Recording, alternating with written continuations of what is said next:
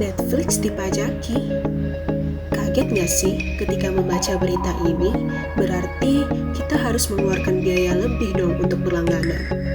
Lalu timbul pertanyaan, kenapa sih dipajaki? Untuk apa? Dan pajak apa sih ini? Jadi, pajak yang dikenakan atas perlangganan Netflix tersebut adalah PPN sebesar 10%. Apa sih PPN itu? PPN atau juga dikenal dengan pajak pertambahan nilai adalah jenis pajak di mana fokus utamanya yaitu mengenakan pajak atas konsumsi barang dalam negeri. Tunggu dulu, streaming di Netflix itu termasuk barang? PPN bukan hanya mengcover pengenaan pajak pada barang yang berwujud. PPN juga dikenakan pada barang tidak berwujud dan jasa. Karena PPN merupakan pajak atas konsumsi, maka setiap orang yang mendapatkan manfaat dari barang atau jasa tersebut akan berkewajiban untuk membayar pajak terlepas dari memiliki NPWP atau tidak.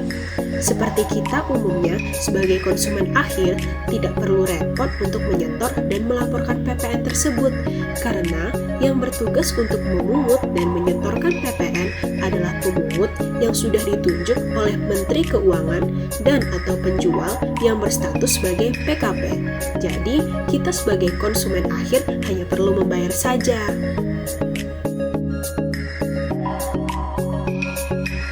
Untuk transaksi melalui sistem elektronik seperti berlangganan di Netflix ini diatur dalam undang-undang tersendiri, yaitu Undang-Undang PMSE atau Perdagangan Melalui Sistem Elektronik.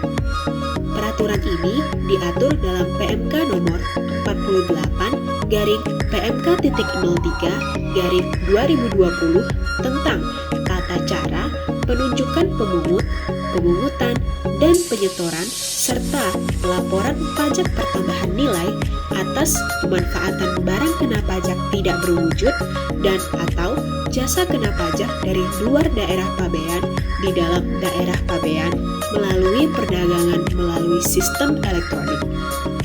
Peraturan ini mulai berlaku sejak tanggal 1 Juli 2020. PMK ini dikeluarkan dilatar belakangi oleh Pasal 6 Ayat 13 huruf A Undang-Undang Nomor 2 Tahun 2020 tentang penetapan peraturan pemerintah pengganti Undang-Undang Nomor 1 Tahun 2020 tentang kebijakan keuangan negara dan stabilitas sistem keuangan untuk penanganan pandemi coronavirus disease atau COVID-19 dan atau dalam rangka menghadapi ancaman yang membahayakan perekonomian nasional dan atau stabilitas sistem keuangan menjadi undang-undang. Seperti yang kita ketahui bersama, awal tahun 2020 dikejutkan dengan wabah COVID-19 yang meluas ke seluruh dunia. Pandemi ini memberikan banyak dampak buruk untuk kelangsungan hidup, salah satunya sektor ekonomi. Banyak negara yang mengeluarkan kebijakan baru terkait sektor ekonomi guna menanggulangi terpuruknya perekonomian. Tidak terkecuali dengan Indonesia yang mengeluarkan kebijakan pengaturan perdagangan melalui sistem elektronik atau PMSE. Bisa kita rasakan bersama bahwa sejak pandemi ini, kegiatan sosial kita jadi dibatasi. Keluar rumah harus siaga akan virus yang tak kasat mata. Maka dari itu, pemerintah menghimbau untuk masyarakat tetap tinggal di rumah untuk meminimalisir penyebaran virus COVID-19 ini. Sejak itu, kegiatan manusia banyak dihabiskan di rumah untuk berkomunikasi ataupun menghibur diri. Tentu saja, aplikasi berbasis online inilah yang menjadi jalan keluarnya. Larisnya penggunaan aplikasi berbasis online inilah yang membuat perlunya diadakan pemajakan PMSE. Singkatnya, peraturan baru yang dikeluarkan untuk mengenai pajak atas perdagangan melalui sistem elektronik ini bertujuan untuk mengoptimalkan penerimaan pajak di tengah pandemi corona dan memberikan kepastian hukum pemungutan PPN atas pemanfaatan BKPTB dan atau JKP dari luar daerah pabean di dalam daerah pabean melalui PMSE.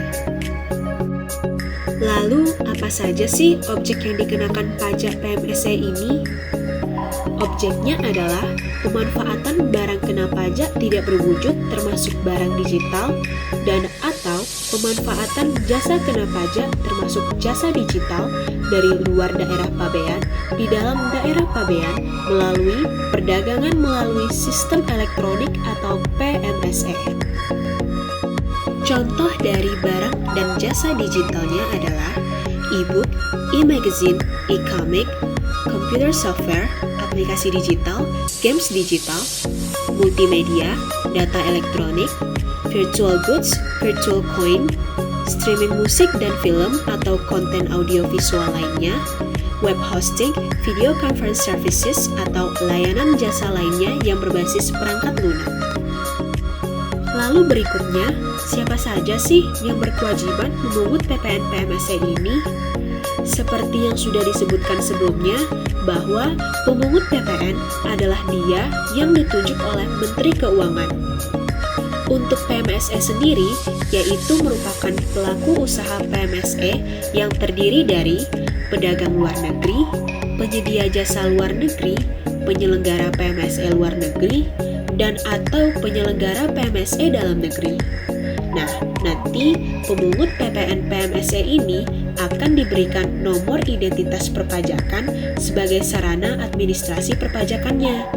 Untuk pelaku usaha PMSE yang belum ditunjuk sebagai pemungut PPN PMSE dan memilih untuk ditunjuk, bisa menyampaikan pemberitahuan kepada DJP melalui email atau portal PMSE. Peringatan ya, Dirjen Pajak bisa mencabut penunjukan pemungut PPN PMSE ini dalam hal tidak terpenuhnya batasan kriteria tertentu atau adanya pertimbangan lain oleh Dirjen Pajak yang menyebabkan nomor identitas perpajakan dapat dihapus. Apa saja batasan kriterianya? Yaitu memiliki nilai transaksi melebihi 600 juta rupiah dalam 1 tahun atau 50 juta rupiah dalam 1 bulan, dan atau jumlah traffic atau pengakses melebihi 12.000 dalam 1 tahun atau 1.000 dalam 1 bulan. Berikut ada 6 pemungut PPN PMSE yang telah ditunjuk DJP untuk gelombang pertama.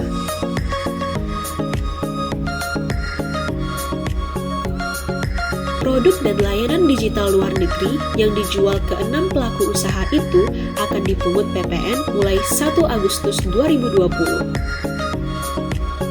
Berikut ada 10 pemungut PPN PMSE yang telah ditunjuk DJP untuk gelombang kedua. Produk dan layanan digital luar negeri yang dijual ke 10 pelaku usaha itu akan dipungut PPN mulai 1 September 2020. Untuk lebih jelasnya, PPN yang dipungut adalah 10% dari nilai berupa uang yang dibayar oleh pembeli tidak termasuk PPN-nya.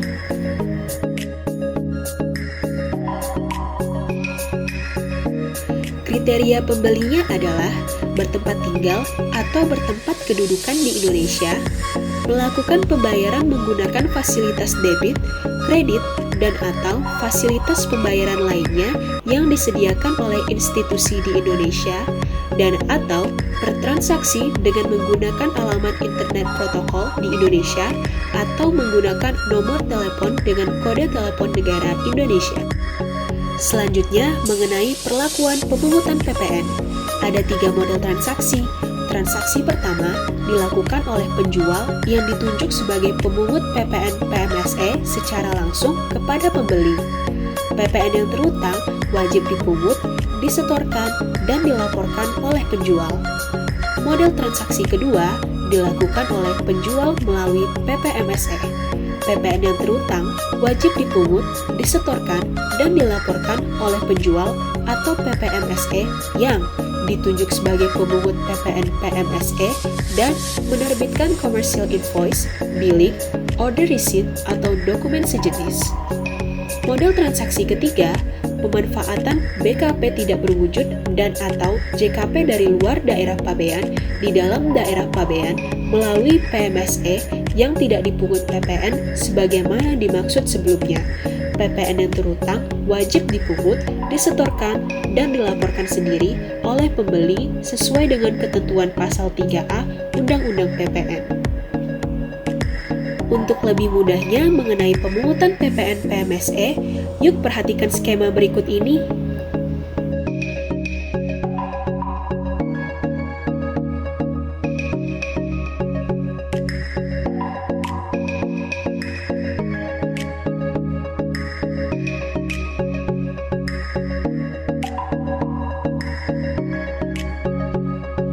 Untuk pelaporannya, pemungut PPN tentunya memerlukan bukti pungut PPN.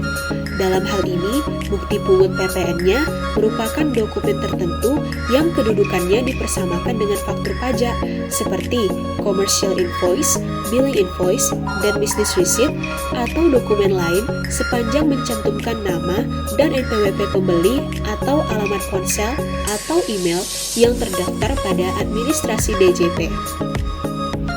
Berikutnya, penyetoran PPN dilakukan ke bank atau pos persepsi atau lembaga persepsi lainnya pada akhir bulan berikutnya setelah masa pajak berakhir.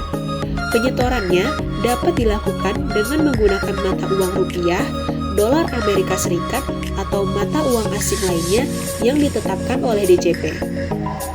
Namun perlu diingat ya, penggunaan mata uangnya harus sesuai dengan apa yang pemungut sudah pilih sebelumnya di portal PMSE. Penyetoran ini menggunakan kode akun pajak 411219 untuk PPN lainnya dan kode jenis setoran 111 untuk setoran masa PPN dari kegiatan PMSE.